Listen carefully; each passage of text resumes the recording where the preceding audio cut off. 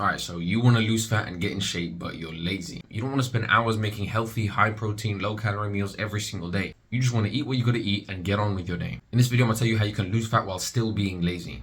I'm also gonna give you my exact 3-step method to losing fat like you're on autopilot. I use this method every time I want to lose fat. All you have to do is tick off your daily checklist and watch the scales go down. Now, before I get into the video, everybody knows that you need to be in a calorie deficit to lose weight, but nobody tells you how to actually create that deficit.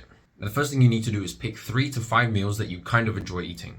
Don't pick your favorite meals, just pick something that you won't get sick of eating every day. Also, pick something that's easy for you to cook, because if one day you get too tired and you don't want to cook, you'll end up snacking on something easy, go off plan, and end up overeating. And if you don't know what to make, you can find high protein, low calorie meals on TikTok or YouTube. Now, the second step is once you've found your meals, figure out how many calories are in each meal. I know this is supposed to be a lazy method to losing fat, but this is the only part where you actually have to think. After this, you'll just lose fat on autopilot. Now, to lose fat, the total amount of calories that you eat needs to put you in a calorie deficit, meaning if your maintenance calories is around 2,000, then you need to eat 1,500 calories to be in a deficit. So if each meal that you make has 500 calories and you eat 3 meals, your total calories will be 1,500, which is what puts you in a deficit. And you're never going to get the exact number, so don't stress over 10 or 20 calories. Nothing about dieting is perfect, just get as close as you can. And if you don't know your maintenance calories, just go online and search up calorie calculator, fill in your information, and get your maintenance calories. Now, for the lazy part, this is how you're going to lose fat with the least amount of brain power. Just as a quick recap, you're going to find 3 to 5 meals that are easy to cook and you don't mind eating every single day.